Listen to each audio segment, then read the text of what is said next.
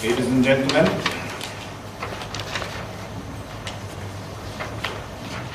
Dariush Irandoost is a Zoroastrian, born in 1974 in Dushanbe.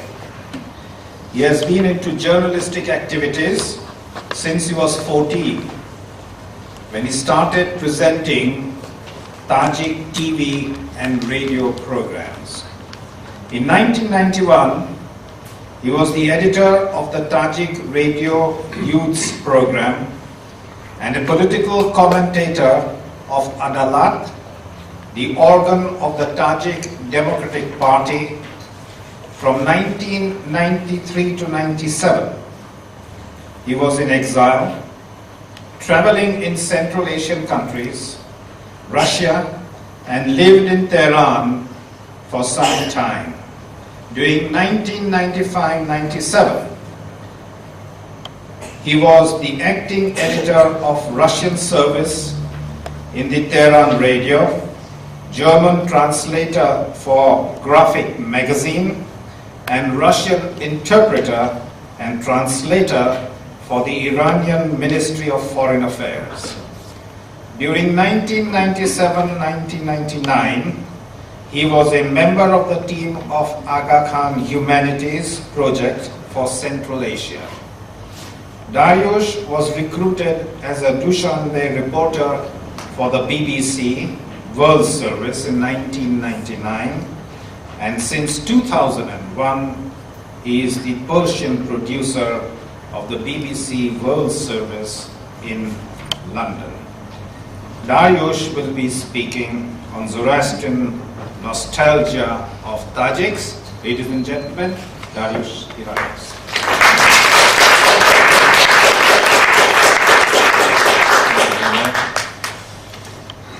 Good day, dear Hamkishes. I'm going to speak about my beautiful homeland, Tajikistan. Its almost intact inhabitants and their sufferings enjoy to keep the glorious fire of Asho Zarathushtra alight in their hearts and minds, and the price they have paid and the courage they have maintained for it. Undoubtedly and unfortunately, most of the people in this part of the world are not aware or not that familiar with that fair land. I would be very happy if anyone sitting in this hall would at least name a couple of great personalities of the contemporary Tajikistan or provide us with a basic knowledge of the country. I do not blame anyone for this. The stance of the contemporary world's affairs made us neglect of each other. However, things are changing for us, and Tajikistan is not behind the Iron Curtain anymore. We can come here like this, and you can go there in order to know each other better and to renew our forgotten ties.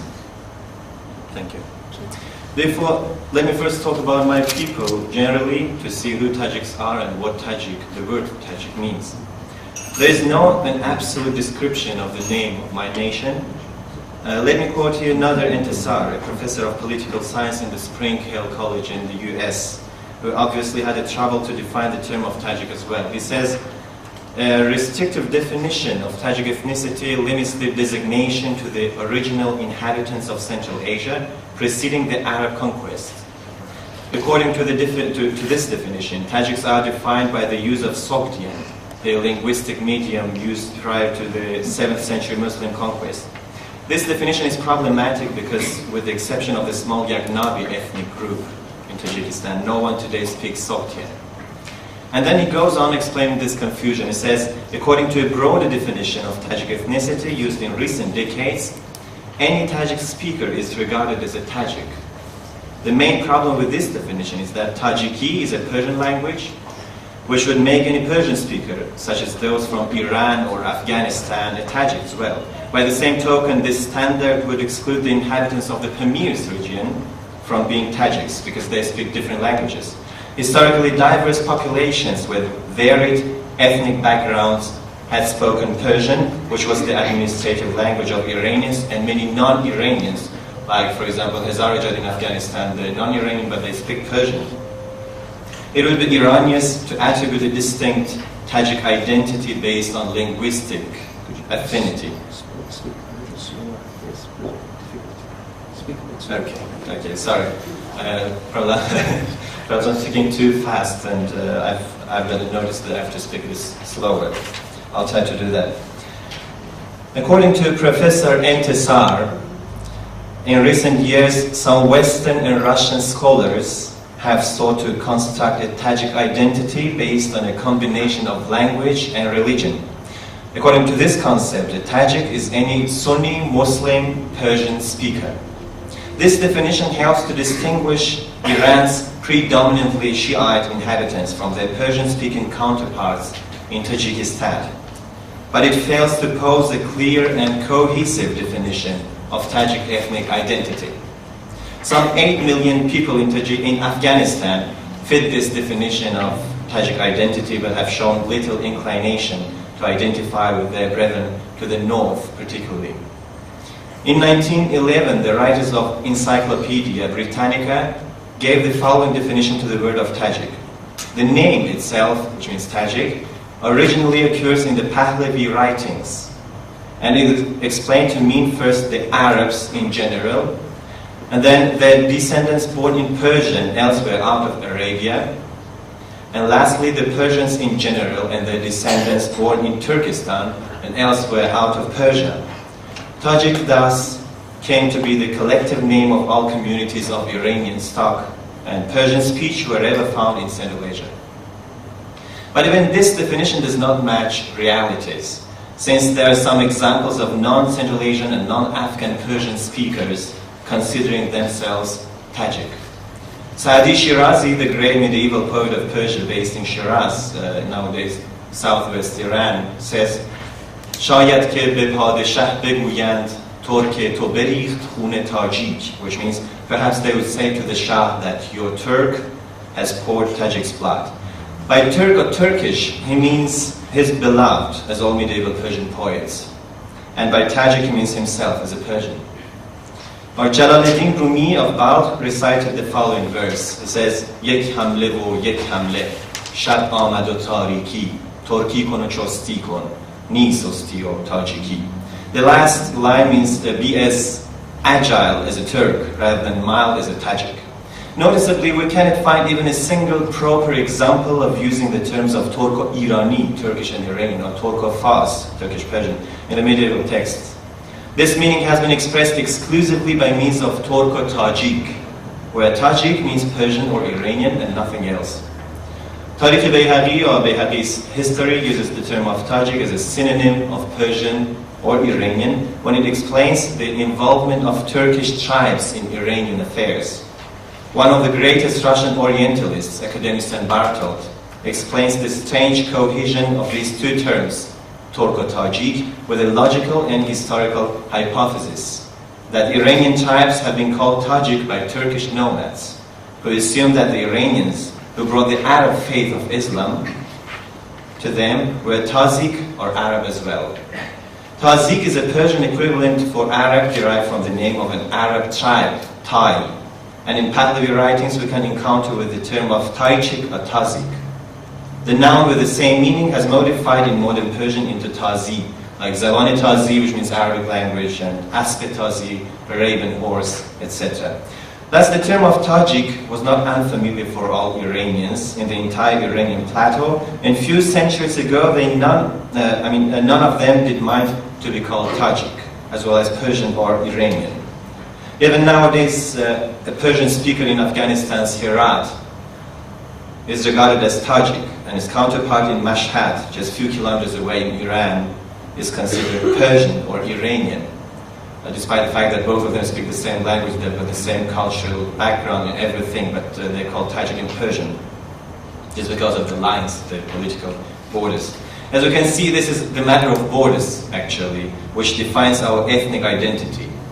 While we belong to the same Iranian nation, we're divided into Persians and Tajiks. Two synonyms with the same meaning have formed two nations, just in order to satisfy the superpowers of the world and to let them divide and rule.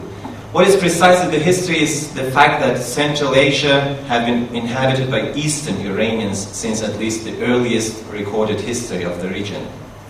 What is known as Tajikistan now was part of ancient Persia's Achaemenid Empire, and remained within Persian empires for ages until 16th century, when different Turkic dynasties started dominating over the region, but still Persian, the native language of the native inhabitants of the region, remained as the only official language of all Central Asian dynasties.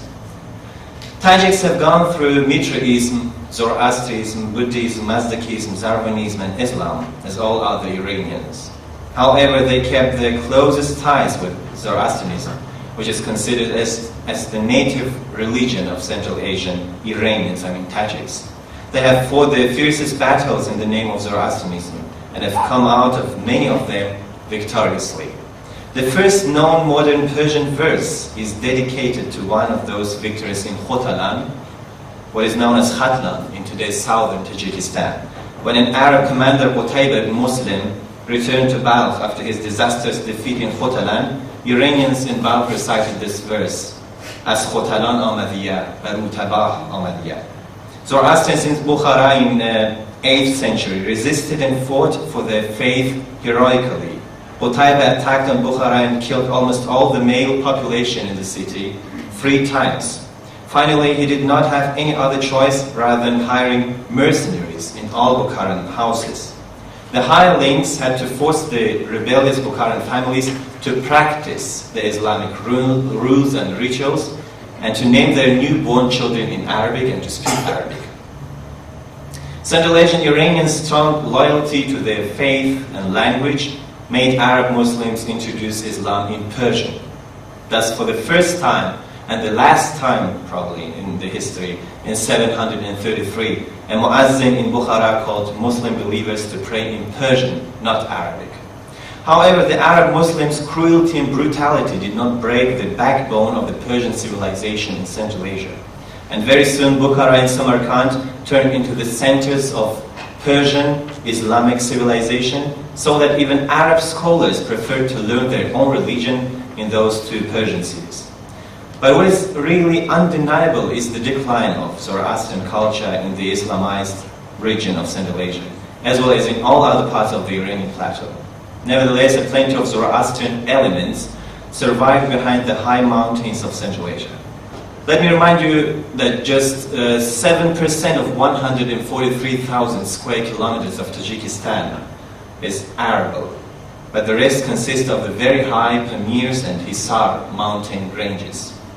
Especially during the Nowruz season and wedding ceremonies, you can see how really intact and clean have remained some of those elements, like the deep esteem to fire, the colorful culture of dancing, singing, and joy, the deep respect to the truthfulness expressed in a Tajik proverb, Farsi or Rasti, which means being a Persian is equal to being true. And today I hope in the performance called Das spoke Zarathushtra to Ahura Mazda, Das spoke Ahura Mazda to Zarathustra, you can see, and you can see how that Zoroastrian culture is alive in the real Tajik life nowadays. But if you're looking for an adult Zoroastrian-born Behdin in Tajikistan, I'm afraid you'll be disappointed. All of Mazdaists or Zoroastrians in Tajikistan have looked for the path of the truth and found it by themselves. They were not born Zoroastrian.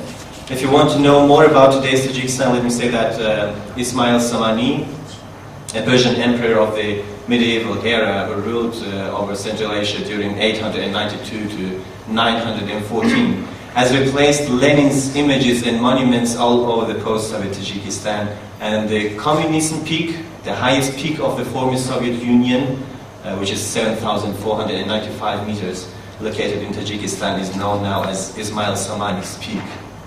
Reputedly, Ismail Samani impeded the brutal process of Arabization in Greater Iran and revived endangered symbols of the Persian civilization as Persian language and culture, including some elements of Mazdaism, the Persian religion, which used to be the main symbol of the Persian statehood.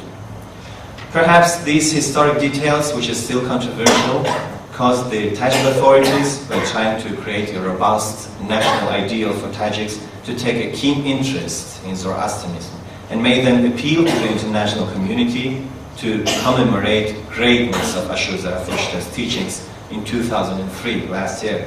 Therefore, now we cannot see any sort of oppression against the Nowruz celebrating people in Tajikistan, which was common in all Asian republics of the former Soviet Union before.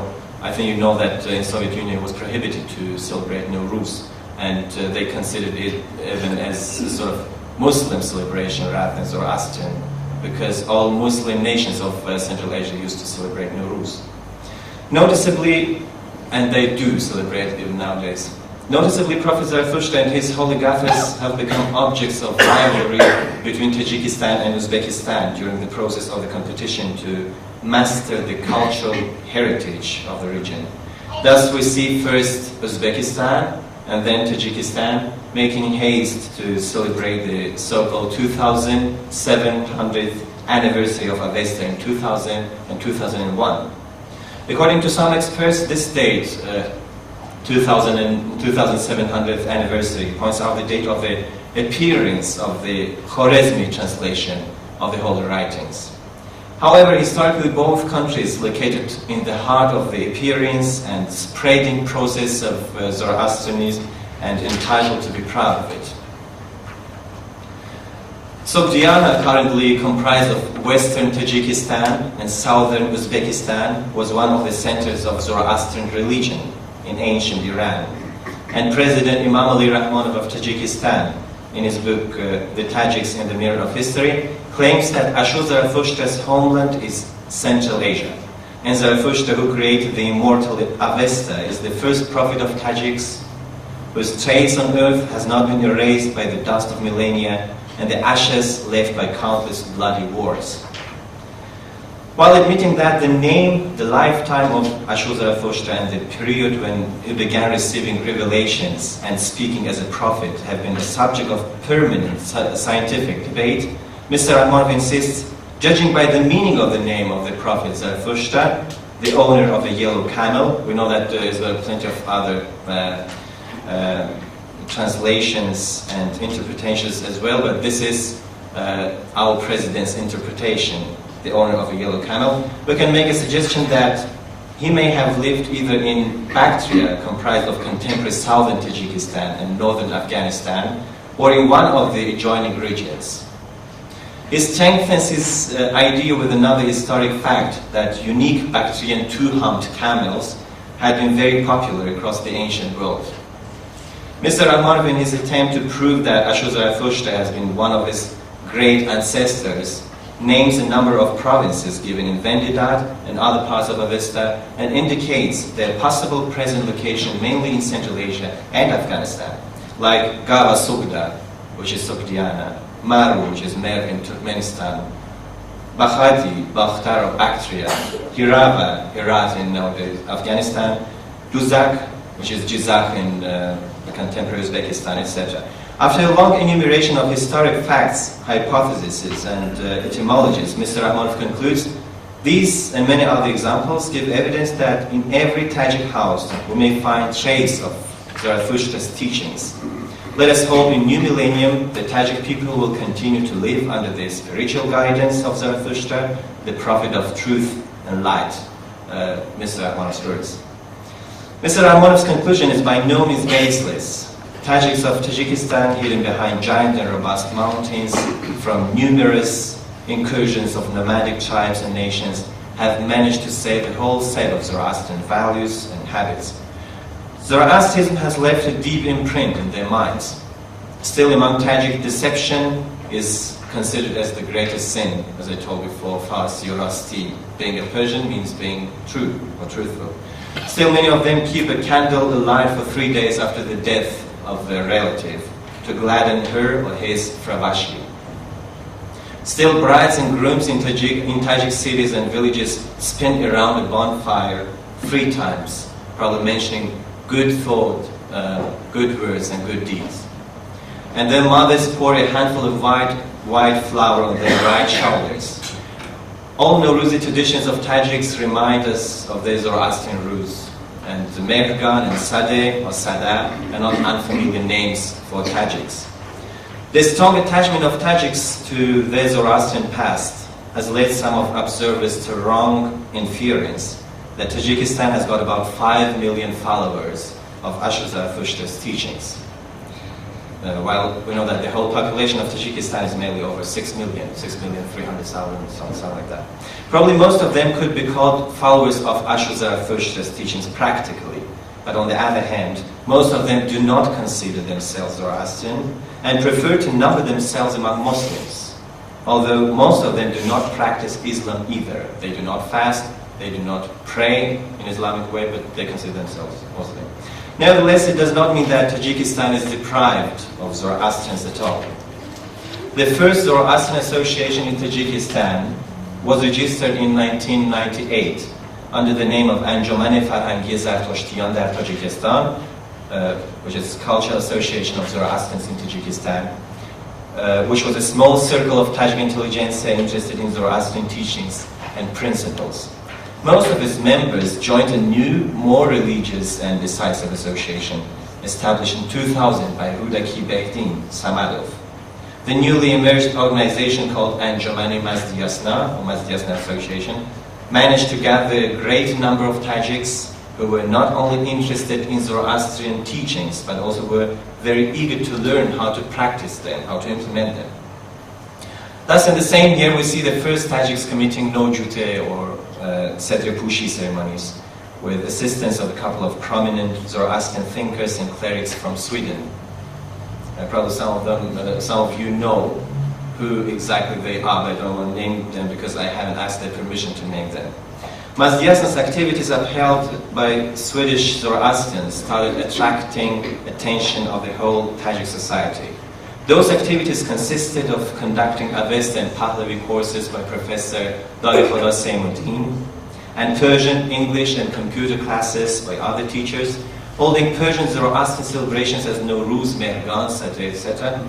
Mazdiasna had a weekly radio program with the same name, Mazdiasna. In addition, the channel, the capital of Tajikistan, to spread Zoroastrian teachings. Mazdiasna even went beyond educational purposes and conducted a series of sport events, including soccer contests among the foreign embassies, ambassadors, and the diplomats in Tajikistan within the framework of 2001 Nowruz festivities and on the occasion of the Avesta celebrations.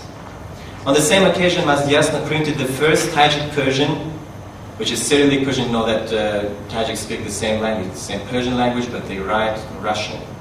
For example, if I want to write Payambak, I write the same word, but I write not in Persian, but in Russian. Transliteration into Cyrillic.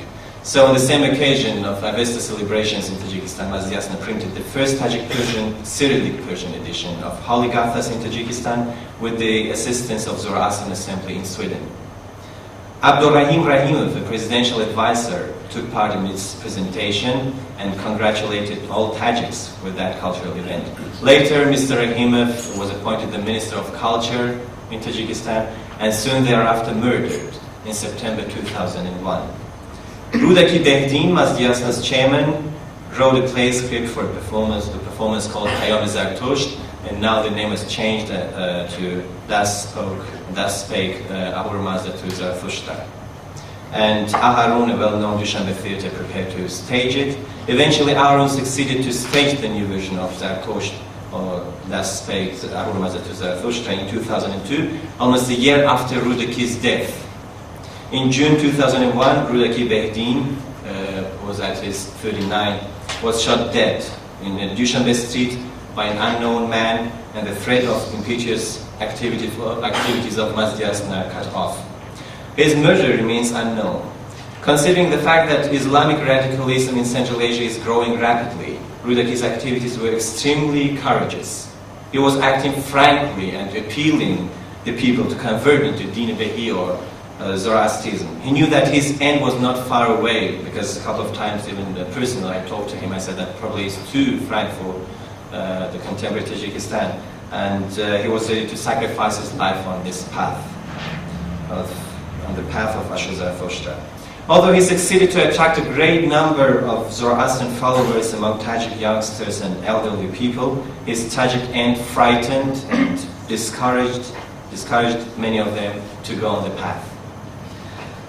Nevertheless, his Mazdiasna association is still functioning in Tajikistan and carries out mainly clandestine activities and Zoroastrian propaganda. Despite the fact that the Tajik government seems very sympathetic towards Zoroastrian values and Zoroastrians at all, Tajikistan is not a safe haven for Mazdiasni people yet. Islamic extremism is still posing a threat against the non-Islamic tendencies, especially in mainly Muslim areas. Just a couple of months ago, a booklet has been published in Dushanbe by a local Islamic cleric, Mullah Mostaz Afgarategini, called Quintessence of Zoroastrianism. The book is absolutely unable to explain the quintessence of Zoroastrianism, and it's got absolutely different purpose. And furthermore, tries to defame Mazdaism and to demoralize Zoroastrian believers by claiming that Zoroaster was not a prophet at all. According to his baseless allegations, Asho Zarathushtra was just a semi-philosopher and had nothing to do with holy revelations. This is the first book published in Tajikistan with such an aggressive and hostile approach towards Zoroastrianism. The book has been approved by the head of the country's Muftiyat, the official leader of the Tajik Muslims. The book has caused the deepest stress among Tajik Zoroastrians. But still, it is possible to find a Zoroastrian believer almost in all areas of Tajikistan and in many parts of Uzbekistan. The light of Zoroastria's message is getting through the high mountains by itself without special preaching and reaching Tajiks' hearts and minds. But a bit of attention of Zoroastrians all over the world to their Hamdins in that remote area, which has been considered as a possible homeland of Asho Zarathushtra, definitely could enhance the situation and encourage the people to embrace the light of Zarathustra more eagerly. Thank you.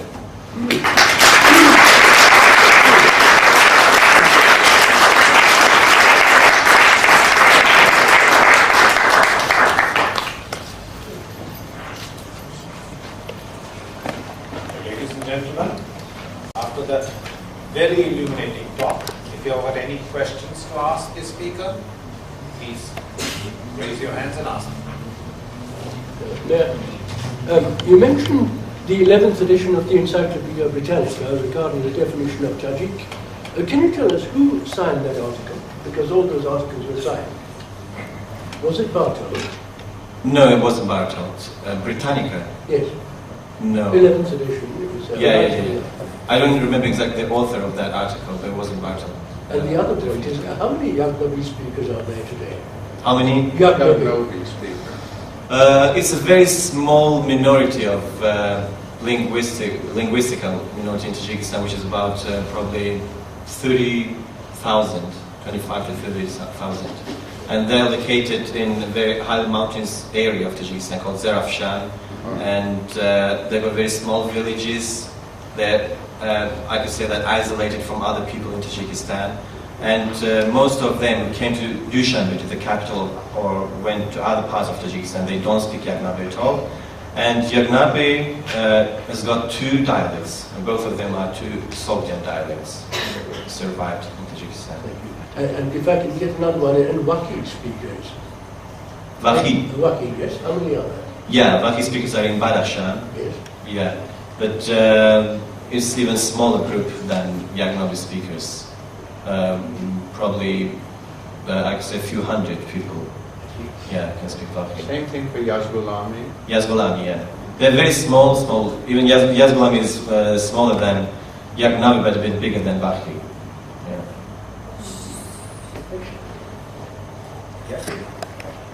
Dariush, my question is not very scholarly, but it's a practical one.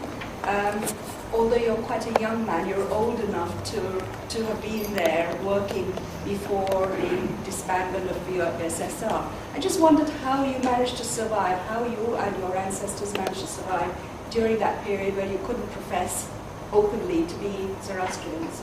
And during Soviet Union time? Yes. It was actually a very hard time for not only Tajiks but all Soviet people when not only Zoroastrians but all other religions were prohibited. But anyway, I can say that when you prohibit something or don't allow people to do something, it gets even more attractive to them. And it was sort of forbidden fruit for us. I wanted to touch it, wanted to reach it, I wanted to taste it. And I remember during 1980, after the perestroika, Gorbachev's perestroika started in the Soviet Union, most of our magazines in Tajikistan started printing parts of Khord Avesta. For example, Farhang, there's a magazine called Farhang in Tajikistan, printed the whole Khord Avesta. And it was really a very internal desire of Tajiks to go back to their roots. Probably it's the same verse of Maulana Rumi who says that هر کسی که دور ماند از اصل خویش باز جوید روزگاری وصل خویش, which means if you go far away from your roots, one day you'll go back to your roots again. Probably is the truth. Yes. I've got one comment and one question. First, the comment. You mentioned. I have one comment and one question. I'll go with the comment first. You said some Islamic cleric had said that Zoroaster was a philosopher, not a prophet. That's a contradiction in terms in the sense that Islam has acknowledged that all the Zarathushtis are Ahle Kitabis. Yes? Mm-hmm. Now, coming to the question, it is my understanding that there are some sect called Yazidis who also claim to be Zoroastrian. What is the relationship between the Yazidis and the Tajiks? That's the question. Mm-hmm. We haven't any Yazidis in Tajikistan. We've got some Yazidis in Azerbaijan, and they're mainly Kurds, Kurdish Yazidis, yeah. And it's a sort of, I could say that I can see a sort of resemblance between Yazidism and Ismailism. Ismailism is an Islamic branch. But anyway, it's got plenty of Zoroastrian values in it, and they've kept them in Badakhshan, in Tajikistan. And Yazidis, they've got plenty of Zoroastrian values in their religion as well. But they're not Zoroastrian. They have nothing to do with this faith anymore. The only thing they've got is just a whole probably set of Zoroastrian values in their religion. And I can't see anything common between Tajiks and Yazidis nowadays. And about what you said about the Ahl Kitab, you said that some Muslims consider that Zoroastrians are Ahl Kitab, which means people who belong to Book of Revelation. Yeah, to the books of Revelation. But this is, I think, restricted among Shiite Muslims in Iran mainly. And in Tajikistan and other Sunni countries, they don't respect Zoroastrians as Ahl Kitab. Because of Book of Revelation. Yeah, including Tajikistan. Yeah, Tajikistan Muslims as well. Do you have any temple as such, like Zoroastrian temple, or gathering places in Dushanbe and other cities in Tajikistan? We've got abandoned temples in Tajikistan. They're not functioning nowadays. But I remember in 1998 when we organized the Anti-Governmental Cultural Association of Zoroastrians in Tajikistan, we had a sort of template, a very small temple in the building itself. And still the Anjumani Mazyasna, which has inherited the first Anjuman, the first association, is got the same temple, this small temple. Is there a flame in that temple? Sorry? Is there a flame in the temple? Yeah, there is. Culturally, what we spoke about keeping fire, Nowruz, Maragan, etc., it's all there in Central Asia. That does not implicate that they are Zoroastrian or they are practicing Zoroastrian or they believe in Zoroastrian. See, that does not implicate. This is from what we call as my point of view. I went to the first Dushanbe conference on Avesta in 1991, or was it 93? And I tried to find out that was there any practicing Zoroastrian. because I was sent by the SOS to find it out. Whether they had any cultural, not cultural links, but religious links, like did they have any part of Gathas or anything like that, any literature in Avestan or any literature in Soghdiana regards Zoroastrianism. I couldn't find anything. I was there for over 6 weeks. And I went to several places. Can you speak a little louder? So I couldn't find a single practicing Zoroastrian. They all believed in Zoroastrian culture. In fact, on the final day, or a pen-final day, there was some gathering, and Buruk Khan was there as a president for the event, and I offered her that I'll take my shirt off, and I said, can you wear this Sadra and Kusti and declare yourself as a Zoroastrian, because you have organized this Avestan conference. And he said, Zar, I may be naive, but I am not stupid. Yeah, but it was in she was Ismaili, and she remained Ismaili. Yeah. I mean, Dade Khuda, the professor, Samuddin, professor at the Dushanbe University, he himself is an Ismaili. Now, Dade Khuda Samuddin was actually, you are talking about 1993. 93 years. Yeah, and as I told you, the main Zoroastrian activities started in 1998, religious Zoroastrian activities, and people started committing no jute ceremonies or sedepushi ceremonies. And now the Khuda Samuddin, for example, we were talking about, is Zoroastrian. He has committed that ceremony, no jute, and is officially regarded as Zoroastrian. And how many are there? I can say exactly I can tell you how many, I mean the exact quantity of the people who are Zoroastrian in Tajikistan, but because it's a growing process, and mainly the Tajik intelligentsia tried to convert into this religion, and I can say approximately that it's about 200 or something like that. 200 people or 200? No, 200 people. Sorry, I'd just like to amplify on what the gentleman said. He was there during the Civil War. I remember he went there after I'd come back to my reports on growing Zoroastrian interest in Tajikistan from 1990, 91, 92. I went there 5 times in those years. And I think that it was true that a lot of people were frightened for a very good reason, as they didn't let them pay the price of declaring overtly and practicing overtly what their true beliefs were. And the Civil War was fought precisely between the Islamic factions who wanted to take over Tajikistan, plus some Uzbek nationalists and other issues. But the danger of declaring oneself overtly non-Islamic was very serious at that time, and Tajikistan was in danger of being taken over by an Islamic-style theocracy, as Iran. And that was why many people could not come out very openly and say what they believe. And on the issue of practice, I mean, we have the famous debate, what is Zoroastrianism? Is it just a matter of ritual and practice, or is it belief and sincere practice of the principles and ethics?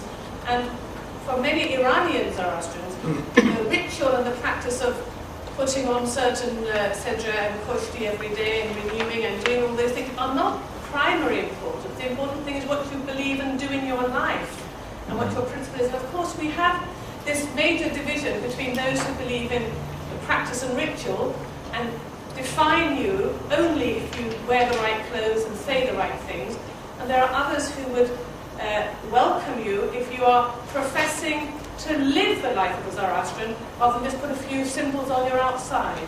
So I would like to just draw that distinction for those who have some difficulty in understanding when we say we are Zoroastrian, we don't necessarily share the same ritualistic elements as some of our co-religionists from different countries. So exactly, put that in now we've got these two categories in Tajikistan. For example, I know person is really traditional, or traditionalist and modernist, we can say, among Zoroastrians. He thinks that if I'm not wearing my sedre now, with my kosti, it means that I'm not a Zoroastrian. But there are many other people who really who have committed that ceremony of no jute, but they don't wear neither sedre and no kosti, but they consider themselves Zoroastrian because I don't know if you know Tajikistan very well, a base located in eastern Tajikistan called Darm. And the head of that district declared that the district was Zoroastrian, because he said the population of that district were Zoroastrian. But actually this is the main, I can say that the cradle of Islam in Tajikistan is Darm. But the head of that district named everybody Zoroastrian, wanted to change their religion somehow, but he got killed. We had even that sort of events in Tajikistan. What's the population of Zoroastrians in Tajikistan? Yeah, I told just a few minutes ago that we haven't got a definite or precise number of Zoroastrians in Tajikistan, because sort of growing tendency among Tajik intelligence is about 200 approximately. Yeah. Now, if you said that practices, is it closer to practices of Zoroastrian in Iran or practices in India? In Iran, yeah. Because the Mubet who's committed the no-jute ceremonies is an Iranian Mubet. That's why they are followers of the Iranian tradition of Zoroastrianism. One more question, sorry. You said the existing president is basically promoting Zoroastrianism, is that correct? Correct me if I'm wrong, the existing presidents that emerged from the Gorbachev reforms, Glasnost and Prostrega, they are the Central Asia. According to the articles I'm reading, they're becoming like the dictators of the regions as well. Now, do you think is a danger that you Zarathustrians sleep with him and just promote him and stay with this guy? He's actually becoming a dictator of a region. I think that although he's promoting it. Of course, our president is not one of the best ones in the world, but anyway, I think that he's the best one in the region in terms of democracy. He tries to observe all the democratic values. I mean, comparing with others like Islam Karim for Uzbekistan or Turkmenbashi of Turkmenistan and others. And I think that, of course, there's got some political purposes as well in this promotion of Zoroastrianism. He wants to sort of to put aside or to overshadow the Islamic radicalism in Tajikistan, the Islamic movements, by promoting Zoroastrians and Zoroastrianism. But anyway, I think that we can take an advantage of this, and because we've done plenty of things during these years. We've published gathas, and we even started the Zoroastrian propaganda via the radio of the capital. It was absolutely unimaginable before, but this is now possible in Tajikistan. We can do that. Yes, yeah. Will you speak up, please? Did I understand you correctly when you said there was an association or anjuman of Zarathustris in Pakistan? If that's the case, what are their activities, and how do you keep? It's a vast country. How do you keep the association together in terms of communication, etc.? For example, now I'm here and we're connected via email, but they can see each other every week. People who remain in Tajikistan.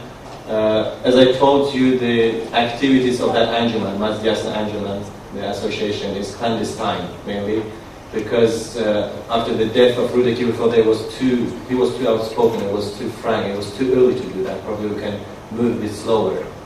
And that's why we keep in touch. I keep in touch on a daily basis. Every day I exchange the emails with them, and they can see each other whenever they want to. I mean, there is an association, and it is functioning. What is the percentage of intelligentsia compared to the total population of the country?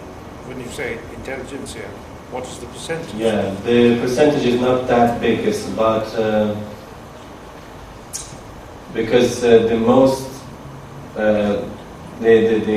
biggest part of Tajikistan, the land is rural. It's not urban. About 73% of the land is rural. And that's why you can consider yourself how many there are. It's not that big. I think it's about just 5% of the population, even less. Yeah. When I was in Tajikistan Can you first, speak up, Shine? Nobody can hear you. I'm surprised. When I was in Tajikistan for the first time in 1973, which was a long time before most of us realized Tajikistan existed over here, and in fact before the world began to go there, my mother and I only had a few days, and we did not find anything that would indicate that Zoroastrianism was known about in 1973. However, when I went back in 1988 or 89, I already discovered a very, very active intellectual movement, and I've collected and I've shown in other lectures I've given documentation from newspapers, magazines, and journals like Sedoy Shah and all kinds of other things that were going on that had information about our religion. Even if it was only Guftarnik and Pendarnik, they had these slogans, they had these mottos. And what led to the awakening of Tajikistan's intellectual intelligentsia to rediscover this history? Or what are your ideas? How did it happen that they discovered it or they got interested in it?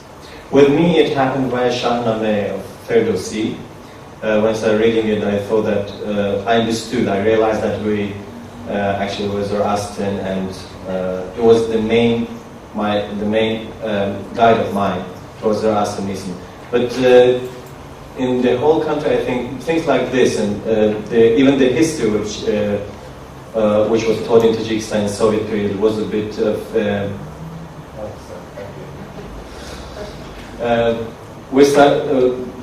For example, if the books of history in Tajikistan used to start from Achaemenides and from the description of Zoroastrian religion and things like that. It was probably the main stimulus for most of the people. But reminding the motors had played a very big, major role in this process as well, because the first non-communistic and anti-communistic organization which was formed in Tajikistan in 1989, Rastafis.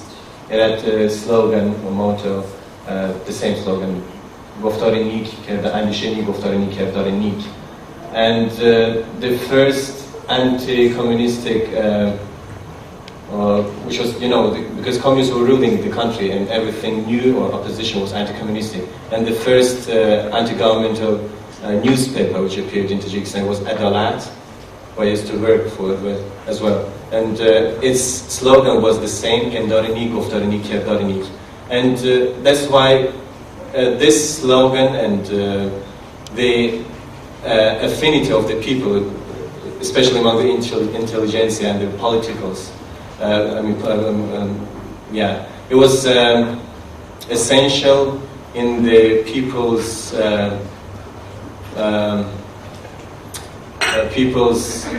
interest towards Zoroastrianism. But somebody somewhere must have read, known about Zoroastrianism to start it. How did this happen? Speak up, Shahpur, please.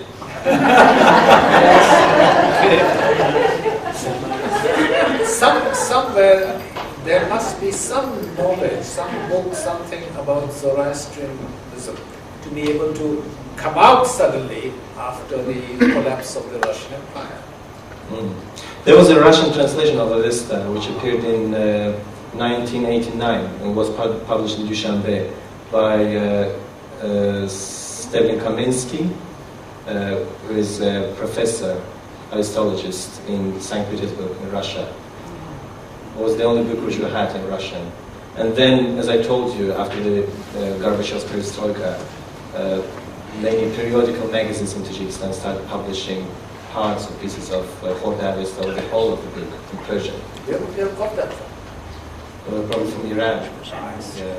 Also, Stephen Kaminsky translated Mary Boyce's major work on Zoroastrians, their traditions, practice, and history. So, although it's in Russian, all Tajiks speak Russian, so they were accessing that book as well. And hopefully next year we will have Stephen Kaminsky as one of our guest speakers, because he was very instrumental promoting Zoroastrianism in Russia. Okay. I think one last question, then that's it, Rumi. Mine is a controversial question. I'm sorry to ask you this. What happens when you go to India and they don't allow you in a fire temple?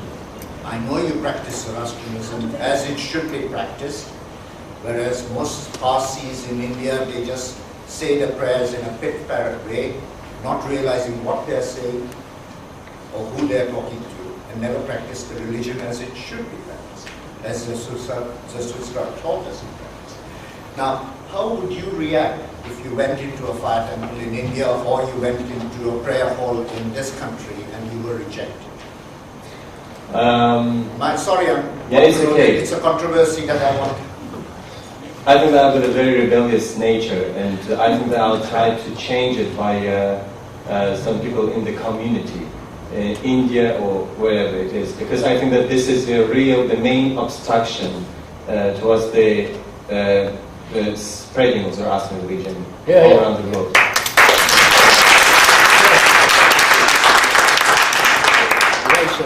The thing is, you consider that going to a fire temple in India is essential. Forget about India. You are not Indian. India would have been. People from, if you really think about it, think deeply. I am writing a book about the origins of Parsis, which is completely different from the Zoroastrians. The Zoroastrians of the West should forget about India. I mean, let's pick Zoroastrians of Iran are there. In Shahpur, the head priest of Shahpur, he said, I am not wearing sadra and kusti. Right? I'm not wearing it now. He met me in Dushanbe. He said, I'm not wearing, and I'm a head priest. So this is a different practicing thing. If you really want, create a fire temple on your other places where you can, say, because in India they've got this restriction, and they are right in a way. Suppose in India they say anybody can become Zoroastrian, then there are lots and lots of economic flats, etc. You know, there are 11 crores. That means 110 million untouchables. Now these untouchables, they were called, or Dalits, they were supposed to, they can become Zoroastrians immediately. There is a potential, because they can become, most of them are now becoming Buddhist. To change their identity, they are becoming Buddhist. So forget about India. There's a different, these are Parsis who have done for economic reasons. But I think that if we want to avoid from extinction, we have to forget traditionalism, and I think that it's just outdated. It will be outdated in India. In next 100 years, there will be no Parsis left in India. Be assured. Can we? Can I? Sorry, I do object in the sense what is being said that let's forget about India. There are hundreds and thousands of Dalits who will join the Parsi. I see personally no objection in that. There are hundreds and thousands South Indians became Christians, and that's how the Christianity spread. Christianity wasn't a big religion, so it spread. So if hundreds and thousands of Dalits become Zoroastrian, I will be over pleased, and then to take them in my fold and direct them to the right path which they need. Ladies and gentlemen, that's the end of the morning session. It remains for me. No, this session, sorry, this first session I meant. It remains for me to thank Dariush on behalf of yourself and myself and WZO for a wonderful talk and a wonderful question-answer session. Thank you very much.